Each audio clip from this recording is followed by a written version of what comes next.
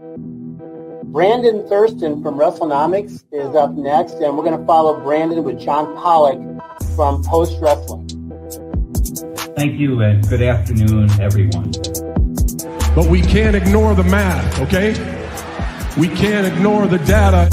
Go on Google Trends, type in your name, then type in mine. You're a straight line, I'm a pyramid. I like the very direct question on that. Television ratings, downward spiral. Buy rates, plummeting. The time is now to turn the math around.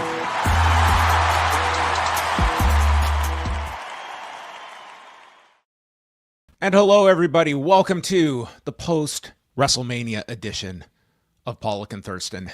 We are not going to be going through night one and night two, the highlights of which, yes, that is right, the froth after WrestleMania. Thank you, Søren. Brandon is here with us, coming off of a very impactful weekend in the history of professional wrestling. We have acquisitions, we have scathing comments, we have mainstream media interview appearances. Everything and all is going to be covered over the next expanded edition of Pollock and Thurston. We're going past the hour mark today because not one, but two guests, as we are going to be tackling the acquisition by WWE of AAA.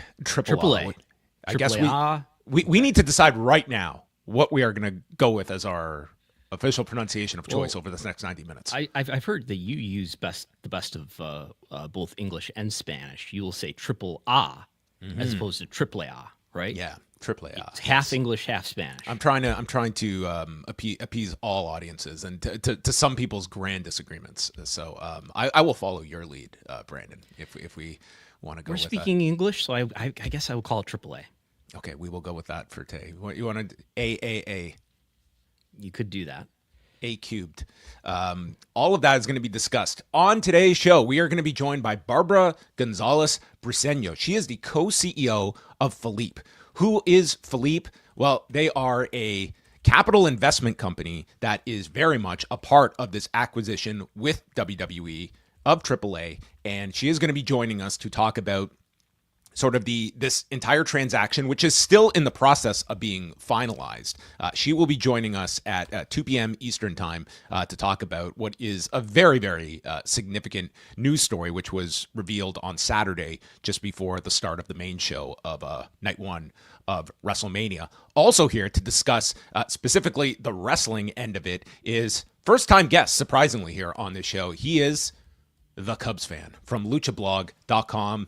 Probably a much-needed resource for many people that are trying to wrap their head around all of this, and I'm sure he has had a proliferation of traffic over the last couple of days. He will join us as well to talk about what this means for the Mexican wrestling market, what this means for CMLL, and Mexico becoming a real big battleground territory, and WWE extending itself far beyond what I think many expected, at least in terms of what their strategy would be of going into these different territories and outright acquiring a company, not the least of which is one that has over 30 years of brand value behind it. Yeah, it was a surprise to me that they would buy any wrestling company, considering the antitrust concerns I believe that they would have, given the antitrust lawsuit that UFC has been involved in, the MLW antitrust lawsuit that WWE was involved in. It's been the reason that I've pointed to say they're not going to buy TNA. Now, TNA is another U.S.-based, or at least U.S. and Canada-based wrestling organization. But when it comes to Mexico and Japan, I do think it's important if they are going to take over the world, disregarding everybody's concerns with that. But if they are going to take over the world, that you would want to make some sort of purchase or get some kind of get associated, a partnership with somebody who's very ingrained in the culture there, whether that be in Mexico or Japan. Obviously, in this case, it's Mexico. And it raises questions, I think, maybe about, what kind of partnerships they may deepen in Japan too.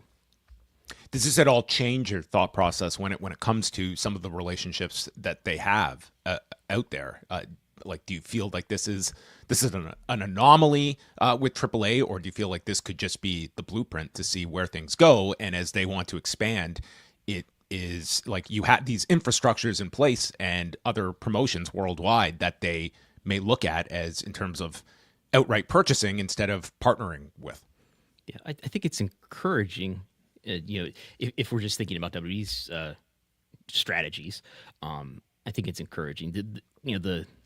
The problem would be if they just like went right into just launched on their own and say a WWE NXT. Think about the big map that Paul Levesque stood in front of in 2018 and whatever it was. If they just launched like an NXT Mexico into Mexico and an NXT Japan all on their own and tried to recruit talent and tried to promote, starting from scratch, I think that would be difficult and that might not work out. You had WWE UK happen and you can point to the pandemic, but on the other hand, NXT Europe has been talked about for years now and is not launched yet. It still exists, according to Paul Levesque last week. As an idea, I guess, it exists. So Glocal is back. Okay, it's back. We will get to a lot of that. That will be a big focus of the show. But we have this little event called WrestleMania to go through first because we have lots of fallout. Before we get into all the numbers, the success of the many, many events that were staged in and around Las Vegas, Brandon, did you have any overall impressions coming out of the weekend? Did you consume any of the nights of WrestleMania? And did you see from afar, this was, obviously a record-setting set of shows for the company on top of it? I did turn it on my TV. It was on. I can confirm that Peacock was on and the pay-per-view premium live event, did play. I was just listening to some of Paul Levesque's press conferences before we went to air here. He did mention that that on Saturday he did say that this was the biggest single event gate in WWE history, which would mean that it was somewhere over the $18.4 million of night 2 last year. And he didn't get into specifics the next day, and the press release that they've put out has not gotten into specifics, but he was confident that the following day, that this year Sunday would be even higher than this year Saturday. So we have said they would smash it. Okay, it's not going to just be.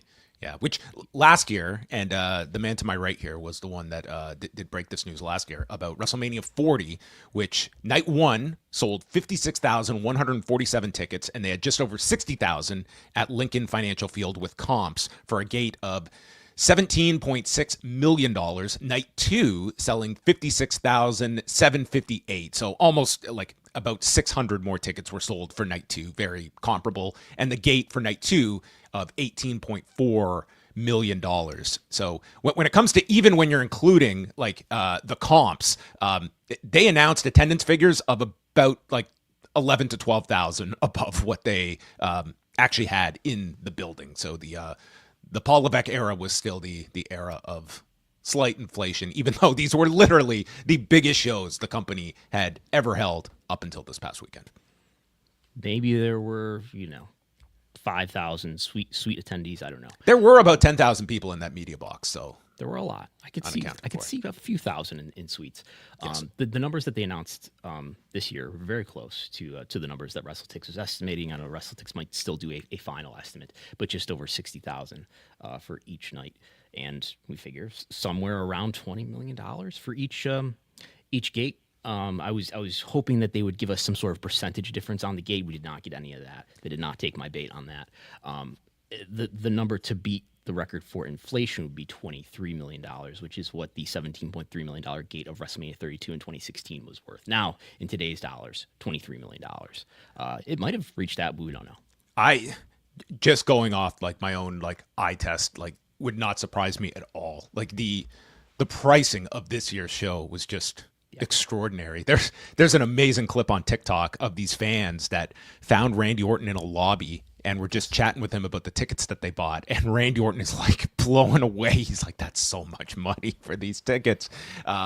Which it was. Listen, and it was full on both nights. So the press release that came out, I know, Brandon, you were excited when they said that we will be releasing all of these numbers, all these records, and we got our favorite. It's percentage differences, except for the gate, which was as vague as possible. WrestleMania 41 generated the largest gate for any event in WWE history. The premium live event drew 124,693 fans across 2 nights at Allegiant Stadium. So no numbers attached to the gate, which used to be a staple. Like every year they put out the press release and the attendance would always be the WWE promoted attendance, but the gate was their gate figure, including ticket fees. But regardless, like, you were getting the legit gate figure, and over years they have stopped putting out the gate number.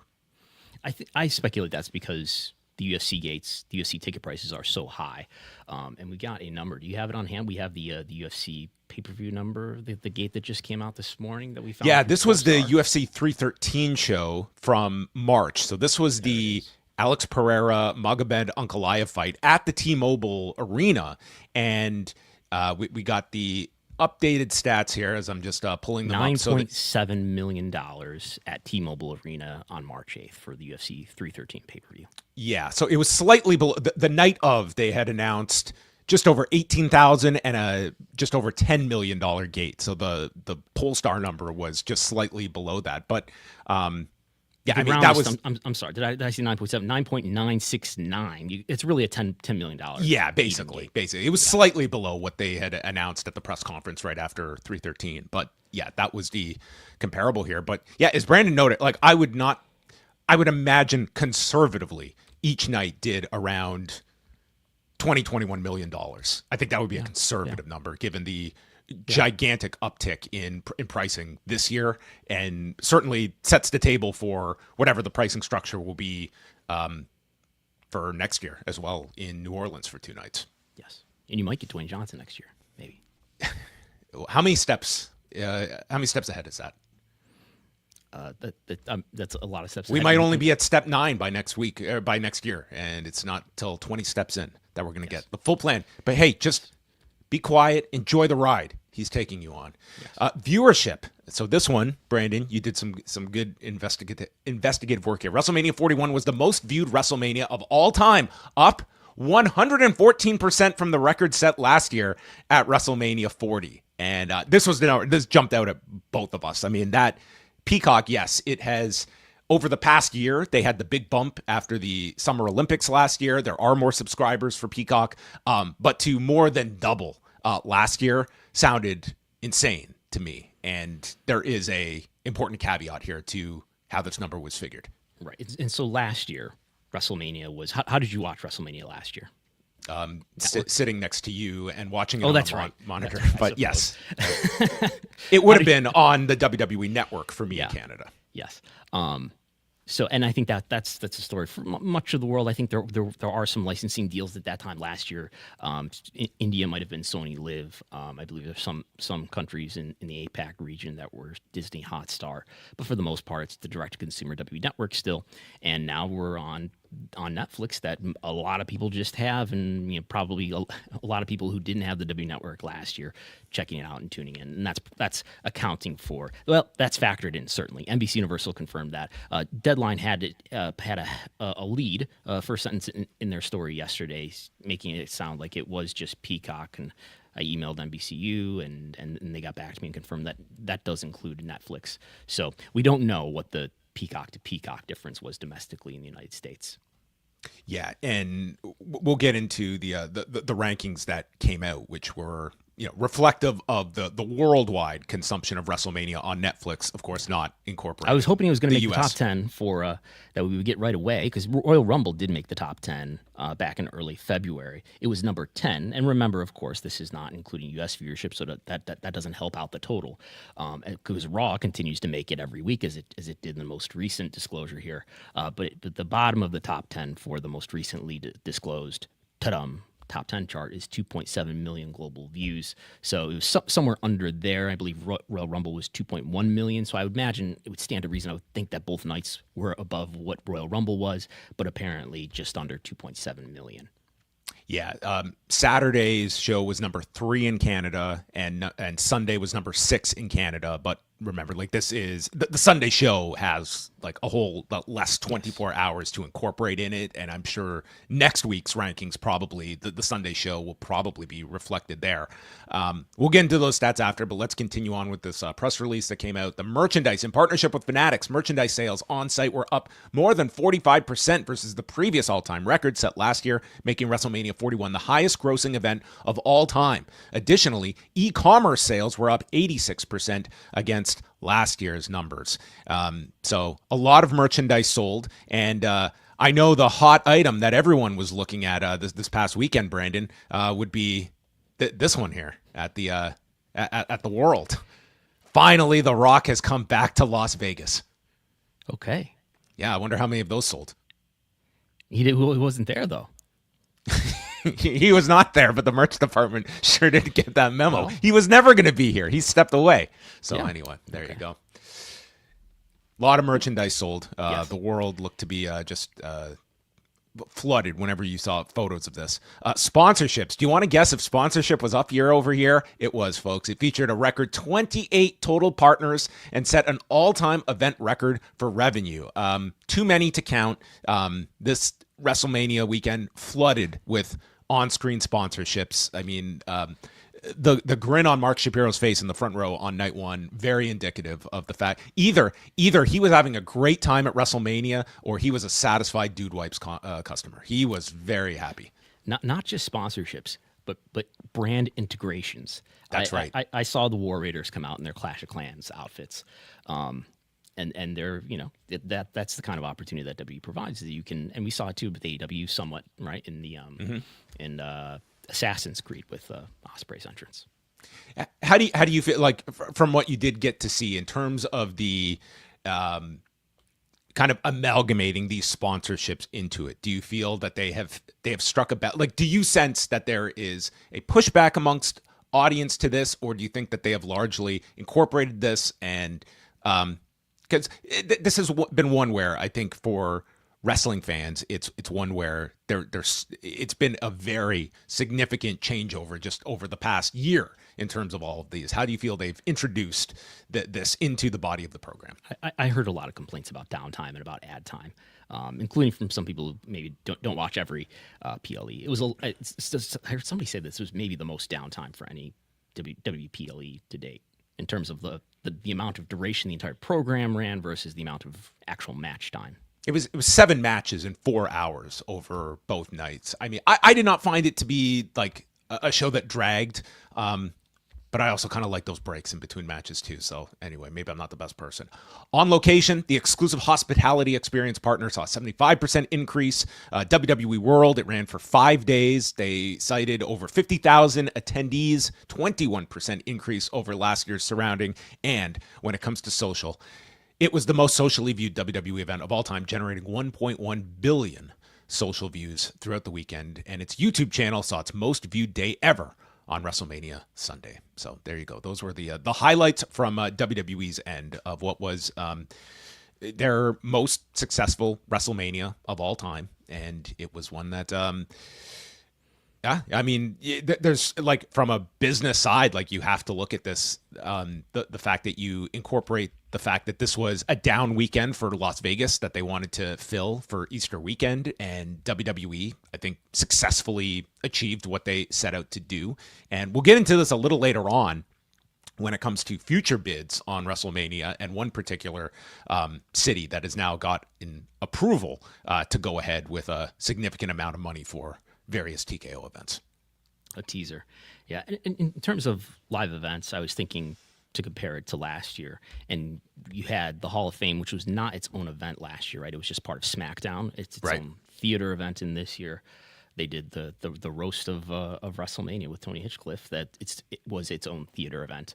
NXT, the Undertaker show. The Undertaker show, which did happen last year. NXT, which is not on this chart, but did happen last year. But so they got more live events out of this, as well as I don't know what happened with WrestleMania After Dark, but they did that as well.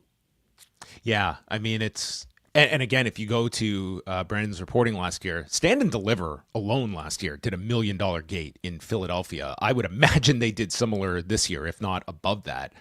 That's the one I imagine, just of the amount of talent they crammed onto that. I can see that becoming a 2-day show over WrestleMania weekend as well, like a Saturday and Sunday afternoon show. I think that there is the opportunity to just continue to pile on to this weekend. And I think the demand will be there for this. If you can do $1 million gate on a Saturday afternoon, the day of your big show, I think they will run this team ragged if there is the opportunity for it. And I think that's Sunday afternoon. It's like, it's actually a quiet day, Mania weekend, until the show that night. Yeah, I'm sure, to some extent, the independent events that have run around WrestleMania for years and years should inform them. To some extent, that is people wanting some alternative wrestling flavor while they're visiting, while they're going to WrestleMania maybe. But you would think that if you're WWE, like that, all that revenue, all that business should be ours. And how can we make it ours? Yeah, that was, to me, a consistent throughout this weekend especially, was just expanding so much, both in terms of, our core events that we're producing, but also these other, like the WrestleMania After Dark ideas, having this host hotel that we could stage all of these different events. I think the roast became like this real curiosity ticket for many people. The fact that it was not going to be recorded, I think, added to the intrigue of this show. And you've seen some clips that have leaked. That seemed like pretty benign stuff that came out, but it will be interesting to see like what events they bring back next year and continue to really have a hold on these events, because outside of the WWE events, like your big successes were like Joey Janela's Spring Break. Apparently, like GCW said they did about 2,000 for that show, and that's kind of at the highest of the non-WWE events of the weekend. I think we have passed that era where, you're not getting a Supercard of Honor, you're not having just the plethora of all the big unsigned stars that are doing these dream matches, and every indie show is going to do their big record audience of the year. Like that time has passed versus, over the last 5 to 9 years when that was really at its peak. I think up until the pandemic, when it kind of slowed after that. Yeah, I guess if Evolve becomes a strong enough brand, they're on Tubi. You could see Evolve returning to WrestleMania weekend, maybe in one of those theater events. All right. Well, there you go. Those are some of the topics coming out of WrestleMania, just from the business side of things.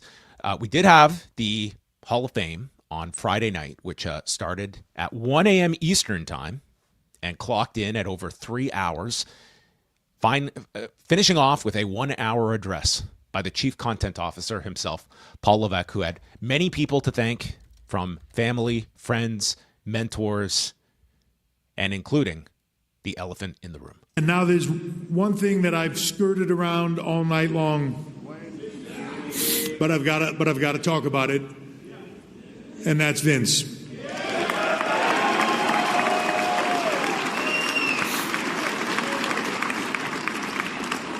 It's a complicated story and a complicated relationship, but in so many ways I would not be here without him.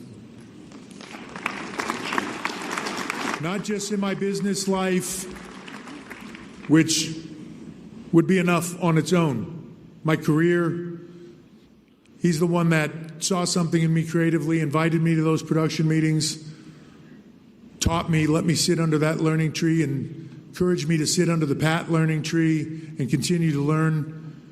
But also in my personal life, my family. He wasn't just my boss. He wasn't just a friend. He wasn't just a mentor. He would become my father-in-law. He's my wife, the person I love the most in this world. He's her father. He's my kid's grandfather. So it's complicated. He taught me so much, what to do, what not to do. I'm grateful for all those lessons. I love you, Vince. And thank you.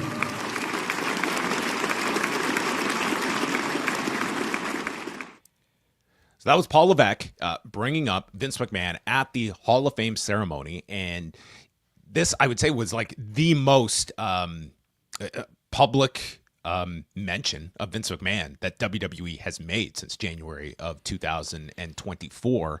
And, we have talked about the idea of how the audience would respond to Vince. And in this, a Hall of Fame setting, I would call it a pretty controlled environment. I wasn't expecting kind of a negative response to it, but that was, it was very clear that it was met with approval of what was a small audience, but a pretty hardcore audience nonetheless, that was very receptive to Vince McMahon's name being mentioned.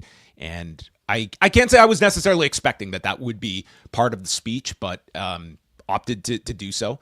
And it was certainly indicative of like where the audience is at when it comes to Vince McMahon, at least a portion of it. Yeah, I mean, even before the Grant lawsuit came out, he was always. I mean, there's still allegations, right? There's still Wall Street Journal reporting. There's still investigation by the board, and he's been careful about what he has said. I know he uses a word like complicated. I just hopefully Paul Levesque writes a really honest book someday, because I'm sure that has been a fascinating last several years of their relationship. Not that surprising, I guess, that there was that kind of reaction. Although I think the Hall of Fame, that's probably as gracious a wrestling crowd as you're going to get, right? Because these are people we're honoring their career and letting them talk for as long as they want about all the great moments in their career and who they want to thank. But yeah, I guess I didn't expect that is of all places probably the last place you're going to get a really hostile reaction, right? Or a reaction that you don't want. Yeah. Yeah, it really did juxtapose as well, because just days before we had seen the New York Times feature on John Cena where he spoke about his love for Vince McMahon, and you see what the online response to that was a largely negative one, and you contrast this to an in-person event at a WWE show, which I agree with Brandon, probably the most gracious audience you're going to have in that kind of a setting. But that said, as I've always believed, I feel if Vince McMahon were to walk out on WWE television, I think it would still be a positive response from the audience by and large as well. But I don't think that theory is going to be tested anytime soon. But it does tell you sort of the difference. And this is an audience that, listen, they were very quick to boo certain celebrities at WrestleMania over the next two nights. But I think with Vince McMahon, it was just an interesting test of putting his name out there, and it was hardly a rejection of Vince McMahon. If you want to look at it as an endorsement of Vince, I wouldn't go that far, but it was certainly a receptive audience to that is how a fan base is going to still revere Vince McMahon throughout all of this. Yeah, and I guess you view it by de facto as some sort of test of like how safe is it just to mention his name or to include him in video montages of our history when it's relevant to do that. But yeah, I don't think we're going to be seeing Vince McMahon on television ever again. Before we move off Triple H in the Hall of Fame, can someone explain this image to me of this statue that of Paul Levesque? Which one's the statue? Yeah, this was a wax figure at the World. Oh, so people could stand next to it while he's looking at them and take pictures, I see. Yes. How many indie wrestlers came and did photo ops with this for their social media? I don't know. Not enough. That was quite the frightening image that I woke up to one morning last week.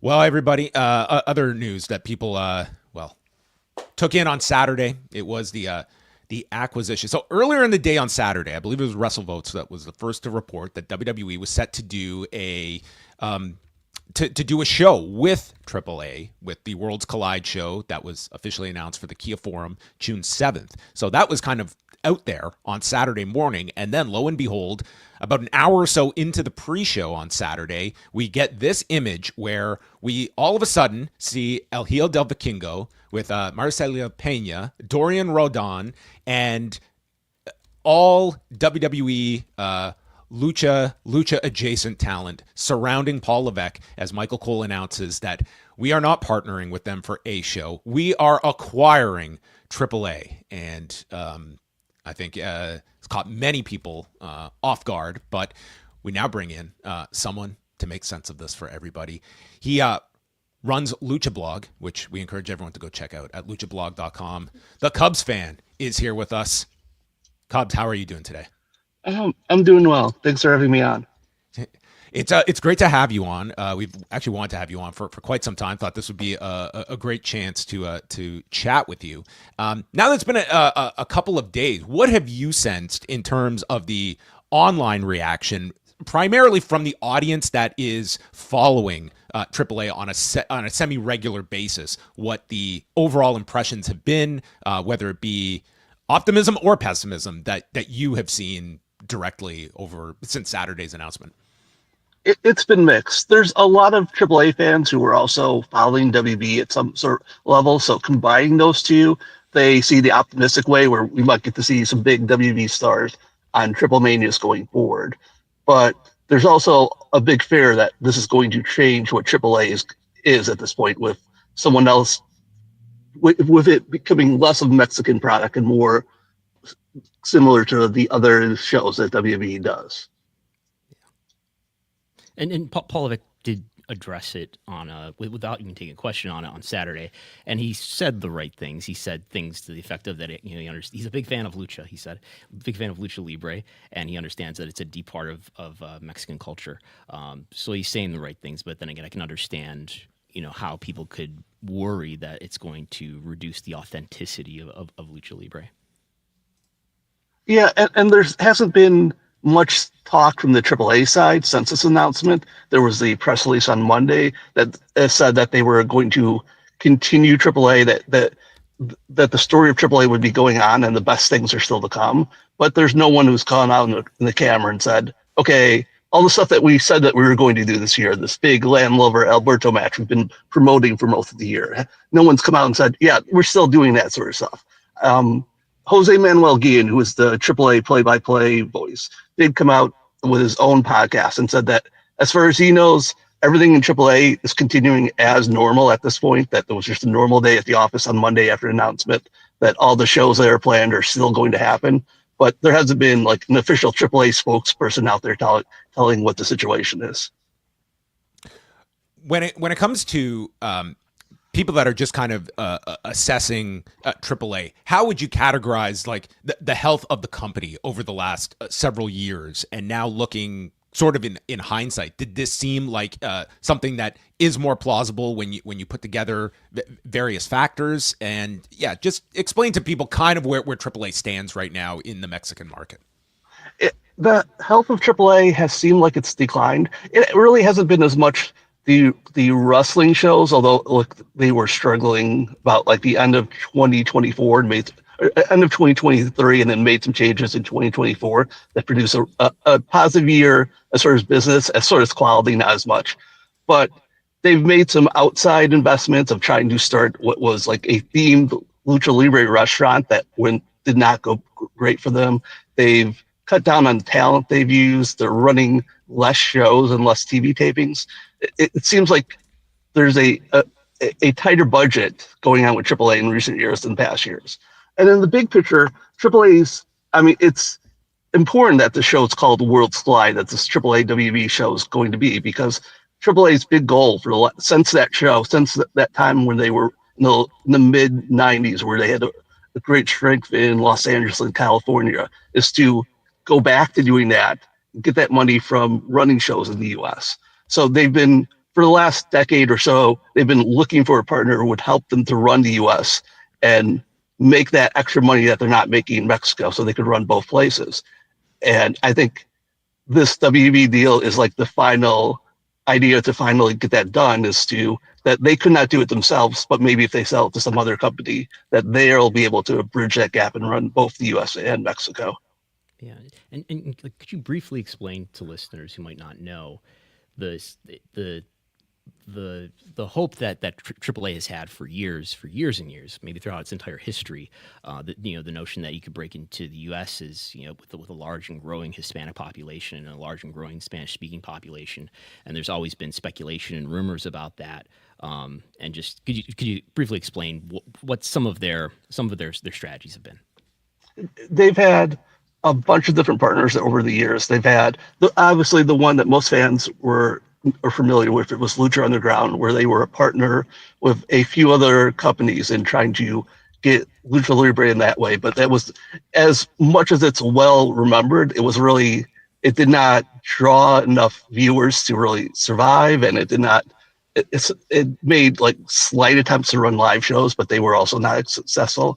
They had like a late 2000s tour where they partnered with I believe a cheese sponsor to run some shows in Las Vegas and Los Angeles and other cities. And it drew maybe half houses. They never went back again. They had a one-off show in Arizona about a couple of years ago. They had the Madison Square Garden show that was supposed to be part of running a stadium series, but instead got moved to what's the Hulu Theater at this point. They drew well, but the problem with AAA is they have these one-off ideas where they have a big plan, they can do the first part of it, but they haven't been able to do well enough or to sustain the idea for long enough to really make a mark to this point. So they've been their feeling is that they haven't been able to find a good partner in the U.S. to work with who will support them.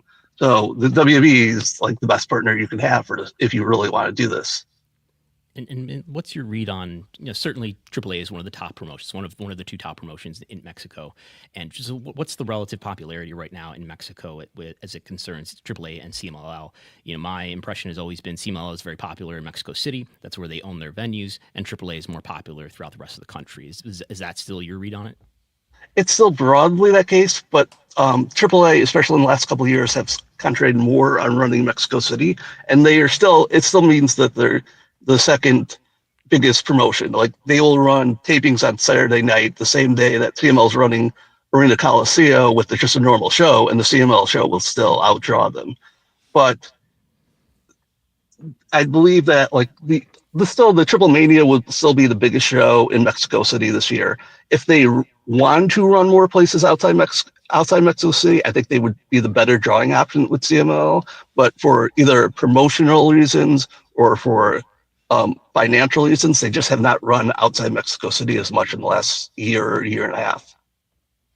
And would you look at, from the WWE standpoint, would it be advantageous for them to largely keep the existing infrastructure in place? And long term, do you expect that transition to occur with WWE placing its people and operating in a different country?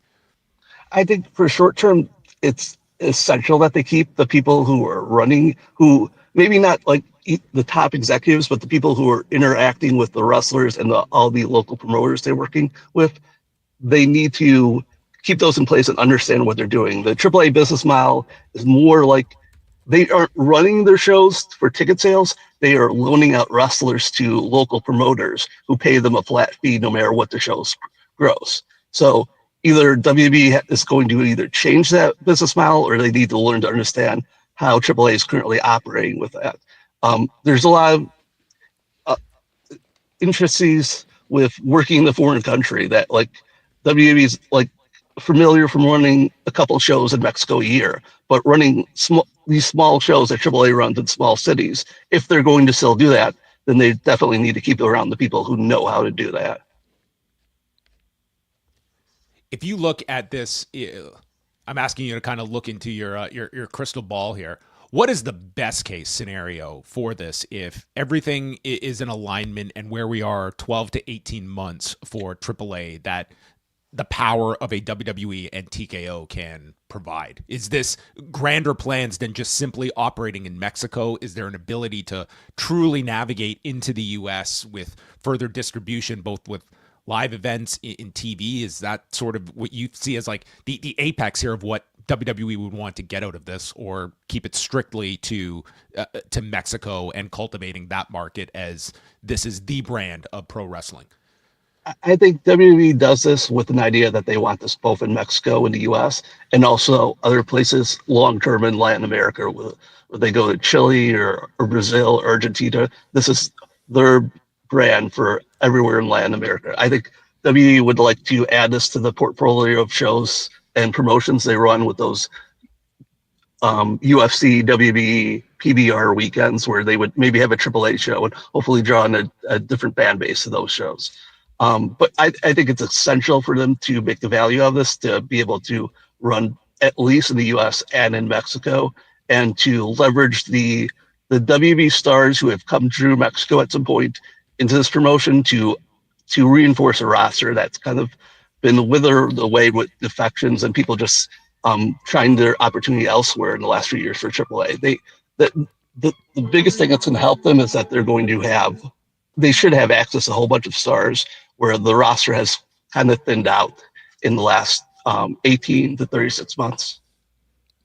And we're going to have the co-CEO of Fillip on at the top of the hour. But what is your understanding of the relationship between Fillip and AAA up to this point? My understanding is that they've been pursuing AAA or some sort of ownership stake for some time. Does that sound right to you? That sounds plausible to me. I was not familiar with Fillip until I saw their name mentioned as part of the sale. So they're interesting because they seem like they invest in a lot of different emerging businesses, and are Latino focused and are Mexican based. And I think that's going to help AAA because they need someone who understands just doing business in Mexico. But as far as beyond that, what they're going to offer specifically, I'm looking forward to listening to that conversation too, to find out what's going on. How does you've noted the fact that there's like through your reporting around like 13 wrestlers that are under contract to AAA. Do you see that as like a given that is going to accelerate and they are strictly going to be dealing with talent that they have on paper as their core roster? Like, what do you think is their freelance strategy if there is one in this kind of post acquisition? I believe that there's a lot of AAA people who appear on TV who I believe aren't under contract. I think WB will quickly try to sign them to a short-term, low guarantee deal just to keep things as they are for the next few months. On that podcast with Jose Manuel Guillen, he mentioned that he believes the plan is that AAA is going to run all the events that they currently have scheduled through the end of the year as planned. So I think you're going to see the addition of people from WWE, but they're going to try to keep most of the people around in AAA right now for the short term. But I think there's going to be a lot of evaluations and different people looking at wrestlers who are not in the ways they weren't looked before, and comings and goings in the next few months. And the obvious question as well is the impact that this has short term and long term in regards to CMLL. Like, is this a promotion that you feel is going to be moved by this, affected by this? Is there do you expect there to be wholesale changes at any level in terms of like what this means for the Mexican market and having this level of just monetary power that is now behind AAA? I think there's going to be an urgency to sign some of the more key wrestlers, make sure they're on their contracts. And the Mexican wrestling business has often been like handshake deals, not written stuff, because people just have not moved back and forth enough to really need to get things on paper. But I think that's obviously got to change right now. I think while there's a lot of Mexican wrestlers whose dream was going to Arena Mexico and wrestling in Arena Mexico, the globalization of wrestling, the YouTube of wrestling, where everyone can see everything. There's a lot of wrestlers who may have come from some small city in Mexico, but have grown up and watched WWE, and maybe they ended up in the CML system. But if WWE comes up and offers and says, if you go with us, we may make you may go all the way to WrestleMania like Rey Fénix did or Hijo del Vikingo did. There's going to be people who are going to be very tempted to make that decision. So I think it's going to be a much tougher offer for a much tougher battleground for CML to keep talent going forward. The one great advantage is that CML, especially in the last few years, has done a great job of developing and finding new talent. So I'm not worried about them running out of people, but they may have been a tougher competition for the top stars. And just thinking back to when WWE has embraced stars who are becoming big in Mexico, I think right away of Mystico when they brought Mystico in I think it was 2011 or so. Now that's almost 15 years ago. But my impression of that is WWE didn't want him to wrestle a very Lucha Libre like style, and some of the things that made him special were reduced. Like, do you have confidence this is no longer the Vince McMahon era, it's Paul Levesque era, that wrestlers who maybe aren't accustomed to the WWE style are going to be able to show what made them stars in Mexico? I don't have great confidence. I'm not really tuned in on the WWE product where I'm watching it that much, but I get the sense that the Dragon Lee that I saw in CML and AAA is not the Dragon Lee that's been in WWE the last couple of years, and that there have been other wrestlers who have had to change and modify their style. I know Triple H said, I'm a big fan of Lucha Libre, but his booking and his preferences has not shown that over the years. So I think that's going to be a big cultural change, because the people in Mexico still want to see that Lucha Libre style, but I think WWE has looked at it as the wrong way of doing things over the years. And one of those two things are going to have to change for this new arrangement to work. In terms of just a public figure that has his own outlet, how do you feel Conan works into this whole arrangement between both promotions. Do you see him staying in his position? Do you look at him as an asset? What do you think would be the future of Conan with AAA? I think Conan would very much like to be part of this, and I think it would make sense for WWE to keep him around because he's a guy who has a lot of knowledge about how Mexican wrestling works and has worked over the last 3 decades. But Conan is also a guy who's very opinionated and very free about sharing his opinions in various outlets. And I worry for his sake that like he's going to say the wrong thing at the wrong time, and it's going to put him in a bad situation. But like I can't imagine, he has his podcast where they seem to make good money of clipping up some of his more controversial comments and putting them on YouTube for clicks. And I'm not really sure that works well if you are also a WWE employee. As we wind down here, again, this is still very early in this whole transaction. What are some of the biggest questions that you have after all these days as someone that follows this as closer as anyone in the space? I would say how much of what we've seen from AAA was still going to continue as expected for the rest of the year. I mean, they've built a promotion around Alberto El Patron, Alberto Del Rio, having a big match in August, and Alberto is has not been a well-received person in WB in recent years. It seems like they might not want him back, but he's what all AAA has been about. So how do they fix that? There's certain talent conflicts like that, but mostly it's like how there will definitely be changes in what AAA is going forward. It's just how quickly those changes will come. We'll look at scheduling. There'll be more shows in the U.S. Will we see a lot of participation from WWE wrestlers, or will they just be on the big shows? Will the format of the TV or the distribution change? Are they going to try to get them on Netflix, or do they want to strengthen them so they can be a competitor to AEW's Fox Sports Deportes deals? There's a lot of how they position the business going forward that I'm curious about. And is Alberto is he a freelancer? Do we know what his status is with AAA beyond just as its champion? I believe he's one of the guys who is under contract. So okay. That's something that WWE would have to decide how they're going to handle moving forward. All right. Well, Cubs fan, we want to thank you very much for coming on. I encourage everyone to go over to luchablog.com. He has written extensively about just the early impressions since this news was made on Saturday, and I'm sure there will be plenty to follow in the days and weeks to come. And I hope we can have you back sometime, because I'm sure this is a story that's on the top of many people's mind in terms of what the short and long-term impact is going to be in Mexico and beyond that as well, if this is just the first step of a larger geographical strategy for WWE as well. Yeah, and I would really encourage people to read the write-up that Cubs fan did when this news came out, and just explaining everything to everybody. It's long, and it's a great read. You're going to be hit up with a lot of questions, I think, online from a lot of folks over these next weeks, I'm sure.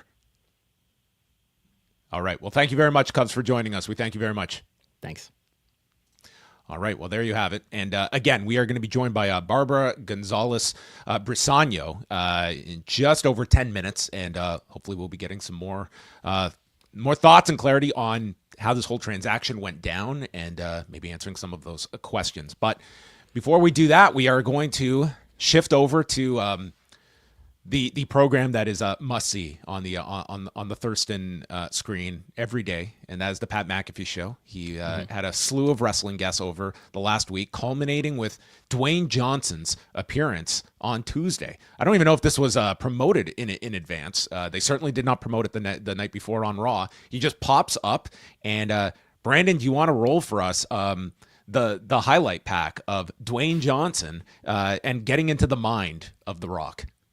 He's explaining, I guess, why he wasn't on WrestleMania, and just giving some insights. We'll play that clip. As we got closer to Elimination Chamber, we were kicking ideas around, myself and Triple H, and that's the fun part, by the way. I've been kicking ideas around with Triple H for 20 years, dude. Just always having a great time with him and Nick and my team as well. And Triple H said, what about this? What about John turning? I said, I love it. I love it. The next question is you got to talk to John, see how he feels about it. I knew then the best thing for the final boss, we've established this idea of Cody's soul. We can always come back to it. I did feel, and I made the call, I don't want to be involved in that. Step back. Let the final boss step back into the shadows. Let all the spotlight go to John. Let it go to Cody. I was just as surprised to see Travis Scott as well, and I knew the moment I saw Travis, well, that immediately amplifies. Well, here comes the final boss. And so again, yes, I love. Yes, I mean, they were waiting. Yeah, I think I texted you. I texted you as it was happening. Holy you did. Shit. You were like, "Are you coming out?" And I was like, "No, dude. I would tell you if I'm coming out. I'm not kayfabing you." But again, I loved at the end of the day, North Star, John Cena, heel champion, 17, the GOAT, says he's going to ruin wrestling. Now we tune every week in every week to see how it happens, how that goes down. Some parts of it I would have just adjust a little bit more. I would have finessed it a little bit more. Adjust and finesse. Just some slight differences. So, yes, this is obviously going to be a very heavily analyzed, scrutinized interview by Dwayne Johnson and what his motivation was to go out there. Subtext there, anything to translate? Well, I would suggest that Dwayne Johnson, who I believe is a very online individual, I think would have noticed what the sentiment was, both going into WrestleMania and coming out of WrestleMania, that Dwayne Johnson was front and center as, I think, a source of a lot of criticism. And he came on, and I think this was very much in the vein of damage control and positioning, his thinking toward this. Now, just for context sake here, it was very interesting to note him bringing up the fact that Elimination Chamber ticket sales were slow. Yeah, which is not in that quote that he did say that, yeah. Yeah, he said that he got the call from Ari a month before the Elimination Chamber. Now, I did go back here, and WrestleTix, a month out from that event, was listed about 27,000 tickets out for Elimination Chamber. It ended up at like 37,500.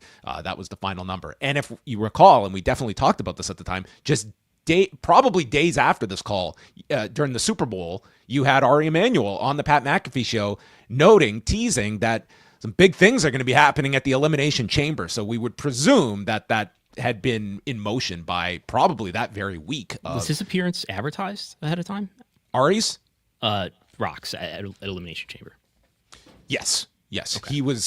He had showed up on TV. They had done the whole deal with Cody. I want your soul. Right. And the decision would have to be made at Elimination Chamber. So that goes through. The angle is pretty universally praised with the Cena turn, and then Dwayne Johnson disappears for the next few weeks, and you got his thought process there that my work is done. I don't want to overshadow this. And in that being his initiative, he overshadowed everything with his lack of presence rather than the concern that my presence would overshadow everything. And again, mysterious merchandise aside, this was, this very much paints a picture that I think you have seen many people report upon. Like this does feel as though a sort of a power play among creative visions, and this idea. This does back up like a lot of the reporting you have seen there. Like Dwayne Johnson as well, like just fully outlining this future heel turn for Cody Rhodes before and. Just days after Paul Levesque is complaining about people that are ruining future stories and ruining for people. I mean, it was a remarkable interview that I think will be leaned on heavily in hindsight by people to go through some of the lines and stories that he shared in this. It was a fascinating interview. I would read from it. He was especially, he felt like some explanation was needed once Travis Scott did a run-in, and he did not, because naturally, once you see Travis Scott run-in, as he was involved in the Elimination Chamber angle, you would think that Dwayne Johnson might be involved as well. And he was apparently in Hawaii, looking, judging by his Instagram. You can look at some of his promos and some of his creative judgment. Reportedly, he wanted to do a Roman Reigns match last year and didn't seem to be connected to the reality that fans were really ready for a Cody Rhodes win. And you can look at some of his long and meandering promos that he's done earlier this year, and you can question his creative judgment. And you could see why, if you're the incumbent controlling creative, why you might be frustrated with that or feeling like you're not in control of how you want to tell the stories when this is a TKO board member and somebody who's very close to Ari Emanuel, who's your boss's boss. Maybe boss's boss. Yeah. And I think it's a good comparison to listen to that, which occurred on Tuesday. And we go back to last week when Paul Levesque did this sit down with Peter Rosenberg on the WWE's social channels. And here was Paul Levesque with some frustrations that were coming to the forefront. This will sound offensive. Every critic that is out there, I wish I could tell people off being a critic. Be a fan. Go watch this and be a fan. If I tell you go to the movies and watch this movie, I saw it's really good, and you just go to the movie as a fan, you watch the movie, you have one opinion. If I tell you, hey, go see this movie, but can you give me a one-page detail, like things on what you liked, what you didn't like, and if it worked for you or didn't work for you. You watch it totally differently, right? You watch the product totally differently. It ruins it for people. The world was so much better when nobody knew. They go out and they try to ruin the surprise, and I get it, that's their business, and they try to tell you the shit that's going on, and you just ruin it for people. The business that feeds you, you're now ruining it for people and lessening their enjoyment of it to a large degree because you're telling them all this right or wrong that is going to happen. The biggest thing I see right now on the internet is people thinking, oh, and then they're going to do this. Yeah, no, we're not. You know what I mean?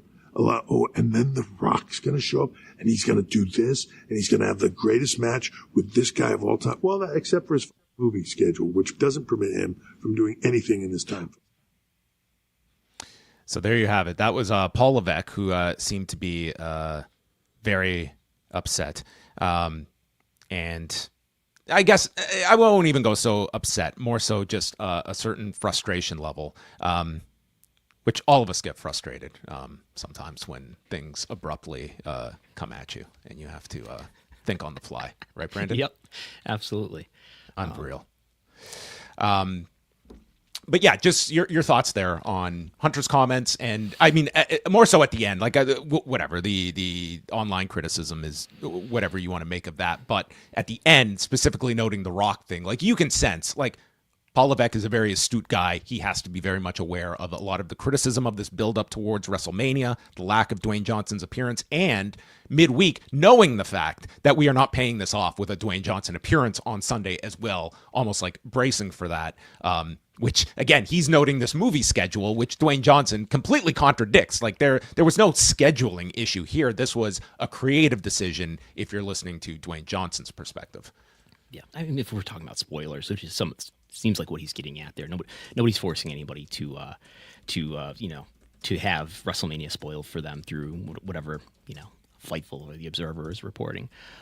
It's sort of going back to an old worry back from, I think, the 90s when the internet was in its emergence. And I remember, Jerry Lawler talking about how he was concerned that the Observer was going to kill the business because then everybody would understand what the creative operations were and everybody would understand that, professional wrestling is predetermined and it was going to, take the veil off of pro wrestling and it wasn't going to be able to draw money anymore. And clearly that has not happened.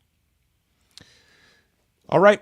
So there you have it, the Paul Levesque, Dwayne Johnson Chronicles. WWE also announced over the weekend the launch of their so we go from people that are just ruining everything. WWE Unreal. It's like we'll let the cat out of the bag when it is advantageous. They will be doing WWE Unreal, which Hunter's reasoning for this is that it's okay to talk about it after it's happened. Then we're talking about the making of. It's just You can't ruin things ahead of time. So this will be coming to Netflix. Their version of Drive to Survive that has been talked about. This would be coming this summer, and we got a few more bits of information on Monday when they put out a teaser for the series. The idea that we're going to take you right into the writer's room. People enhancing the image of the mysterious whiteboard with the WrestleMania lineup on it. And this will be 10 episodes, 50 minutes each. And this is going to be a combination. Omaha Productions is involved, NFL Films, WWE, and Skydance as well, all part of this. I mean, it's going to be an extremely high budget series that will probably be WWE's massive project of the summer to promote. And I mean, there's going to be tremendous interest in this. Yeah. And it's part of a marketing campaign to feature Paul Levesque as the person who's the leader of the company, which is not unlike a lot of historical examples of professional wrestling where you put the booker or the top executive, he's the person who's reliable, who's going to be there for years and years. And we will see, what the whiteboard said and what the matches were that didn't come to fruition. But I don't see it as, a concern that it's going to be the last bastion of kayfabe that's going to be lost. I feel like there's been numerous documentaries and behind the scenes looks at wrestling, and this just may be a far better promoted one. Also coming out this week, there was a vote held in Orlando on Tuesday with the Greater Orlando Sports Commission that was seeking funding to put together a bid for a multitude of TKO events. And Jason Siegel, who is the president and CEO of the Greater Orlando Sports Commission, issued this statement after the vote was conducted. Quote, "Thank you to the Orange County Commissioners for supporting our funding application to secure 4 WWE and UFC events from 2026 through 2031. Having worked alongside the commissioners for the last several years, I've seen firsthand the dedication and strategic thinking they bring to attracting impactful events to Central Florida. Orlando has previously hosted WrestleMania twice at Camping World Stadium, most recently in 2017, and we're thrilled to have the opportunity to build on that legacy. Our region's ability to consistently deliver unforgettable experiences speaks volumes about our collective commitment to excellence. In addition to driving economic impact, we look forward to collaborating with the commissioners and many other local partners to create moments that elevate Orlando on the global stage and enhance the quality of life for our residents." So what has happened here is that they have been approved for $18 million for this to move ahead. And there is a sports incentive fund that has been funded at $10 million per year, which is where the funds that they have applied for are being derived from over this several year period. And this, before you get ahead of yourselves, this is just this Greater Orlando Sports Commission now having the funding to go after these events. TKO obviously still has to accept this bid. It's not a done deal yet. They have the tools in place to now make these bids. They have to accept what was the dollar figure again?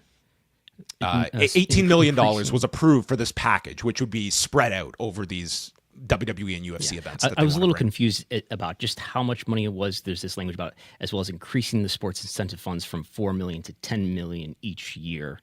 So I'm not quite sure what to make of that. But yes, Orlando was considering, according to a public hearing, they were considering making a bid, or maybe did make a bid for Orlando's for Royal Rumble 2024, the Royal Rumble that ended up being in Tampa St. Pete instead. So they're still certainly looking for the big WWE events, but this will go towards attracting UFC events as well.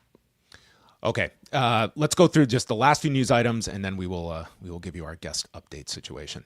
ROH Supercard of Honor, it's been moved from May 2nd in Atlantic City. They are now going to attach it to the All-In Texas weekend. So it will now happen July the 11th at the Esports Stadium in Arlington, Texas.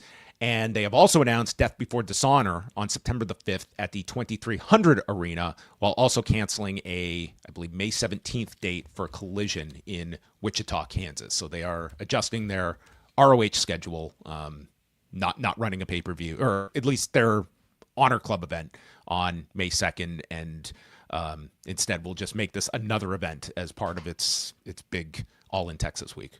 Yeah, these are two events that... Yeah, never mind. Yes. All in Texas. These are two events that, as of WrestleTix last estimates of them, there are under 2,000 tickets distributed. I don't know, they were expecting a lot more than that for a Ring of Honor show, but for the Wichita Collision show, you could see maybe a week advance that contributed to this show being canceled, which is now going to be part of the Hoffman Estates just outside of Chicago Dynamite taping on May 14th. So that will now, instead of just being a Dynamite taping as it was originally scheduled, will now be a Dynamite and a Collision taping It's going to be branded Beach Break. Beach Break, yes. How do you feel about a 4-hour television block next month for AEW? Is that going to happen? Yes, they've announced a 4-hour Wednesday night block. From 8 to midnight? I believe so, yes. Yeah, that's 4 hours, yeah. Yeah, that's a long time. WWE as well, they have pretty much outlined their most of their PLE schedule for the rest of the year. So we've got Backlash coming up in a few weeks, May 10th in St. Louis. Then they have announced June 7th, it'll be Worlds Collide in the afternoon in LA, and then that Sunday night on June 7th, Money in the Bank at the Intuit Dome. The next events are technically not until the 2-night SummerSlam, although in between, we have not got the Saudi shows announced yet for this year. I would think that there's probably going to be a Saudi show in there. The 2 nights at SummerSlam. Then we go to Clash in Paris at the end of August.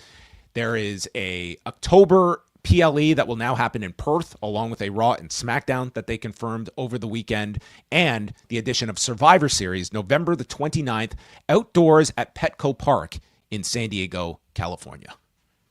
Yes. First time stadium show for Survivor Series, I think. Yes. Yeah. And outdoors, no less. So, I mean, that's they're San Diego. Yeah, it's San Diego. It's weather should hopefully not be an issue there at that point of the year. So there you go. Those are all of your announcements. All right. So we were scheduled to have Bárbara González Briseño on the show, and we got a message 9 minutes ago that they are going to have to reschedule. So we will absolutely reschedule with them, and we will do our best to reconvene and bring you that interview. I sincerely apologize that we promoted this and out of our control. So on that note, we will end this. Any other? Did you have anything else, Brandon, before we wrap things up? Should we talk about why I wasn't in Las Vegas, or save it till next week? No, let's talk about this. So I had asked you several times throughout the lead up, are you going to be going to WrestleMania? And this was it was up in the air. You didn't know yes or no. You ultimately did not go to Las Vegas. Why? So I was planning going and had a hotel and travel plans booked, but it's WrestleMania and the ticket sales are very much in demand. So I figured the only way I was really going to go is if I was credentialed by WWE and attended the press conference. Hopefully, you never know. But I realized that I hadn't received the credential application yet. And once I realized we had not received press releases in quite some time, since about early February. And I followed up and tried to get the application, tried to attend as media, and I got no response. So I figured, they were not going to credential me, so I did not go. It seemed like WWE, looking back on when we last got press releases, it looks like maybe something happened in early February, sometime just after Royal Rumble. Which is actually before I did the reports on WWE employee morale and WWE employee benefits that were cut and raises that were expected that didn't happen. So it wasn't even because of that was the last straw, or if anything happened. So we debated whether even to bring this up, but I figured since we had talked about it, and since people might ask me why I'm not at press conferences, I wanted to make it clear that it's not by my choice. Yeah, I will. Yeah, I'll state, and just to be clear, I know Elimination Chamber was here in Toronto, and people were like, why weren't you at Elimination Chamber? I had a vacation planned. I never even applied to go to Elimination Chamber, nor did I apply to go to WrestleMania either. So I haven't gone through, I have not been, turned down for anything. But I'm also, of the belief that, listen, I've been doing this like a ridiculous amount of time. I've gone through these things, in, out, whatever. Like it really does not affect either one of us in terms of like the day to day of like what we do. Like it's a pretty specific thing that we do. Personally, I think Brandon should be at these press conferences, even if I cannot. But it's also not the end of the day either, and is not going to really bear any issue for us beyond that. We don't know if there's a specific reason. I assume that we've asked. Listen, we've reached out. It's not like we're just guessing here, but I mean, they can certainly clarify at any point to us. They have all of our information and we've inquired. So it's like, again, I don't have like some smoking gun to say, hey, this is the reason why they wouldn't get back to Brandon or something like that. But anyway, I didn't really want to talk about this, but I feel we owe you at least like that transparency, and I feel like we should put that out there. So, and I do feel like people are naturally going to ask, after I've not been to a press conference in quite some time, why I haven't been. So, and we did discuss it previously on this program. Yeah, and for that reason, like I totally did understand that point and want to put it out there. So, on that note, I want to thank the Cubs fan for appearing on the show. Again, you can go follow all of his work over at luchablog.com. We have been told they will reschedule Barbara for us. I will be very adamant about pushing for that, and we'll do our best. Again, I really hate promoting things and then not delivering them. It drives me nuts. So please appreciate my frustration on that front. In the meantime, Brandon has lots of stuff up at patreon.com/Wrestlenomics, including going through the latest Netflix data for not just last week's Raw, but the first 2 nights of WrestleMania. India, for the first time, WWE programming showing up in the top 10 for the first night of WrestleMania. I believe it did register. And all of the latest data for WrestleMania and the surrounding events, that can be found patreon.com/Wrestlenomics. You could also subscribe to his work over on Substack. Yes, all of the TV ratings reports, all the data reports that have TV ratings in them and more, attendance analysis, YouTube, and the reception analysis, all that is on Patreon and Substack now. It's $5, either one you want. And over at postwrestlingcafe.com, I've just put up a review of the recent WrestleMania 9 documentary that dropped on Peacock, as well as my thoughts on the WWE Hall of Fame ceremony. $6 gets you 30 days access on the Post Wrestling Cafe. I'm going to be back tonight with Braden Harrington and Jordan Goodman. We're going to be chatting about Dynamite, probably a little bit more about the Dwayne Johnson interview, get some of their thoughts on it. All of that can be found postwrestling.com. Want to thank everybody for joining us live today. We're back next Wednesday, 1 p.m. Eastern Time here at Post Wrestling and Wrestlenomics.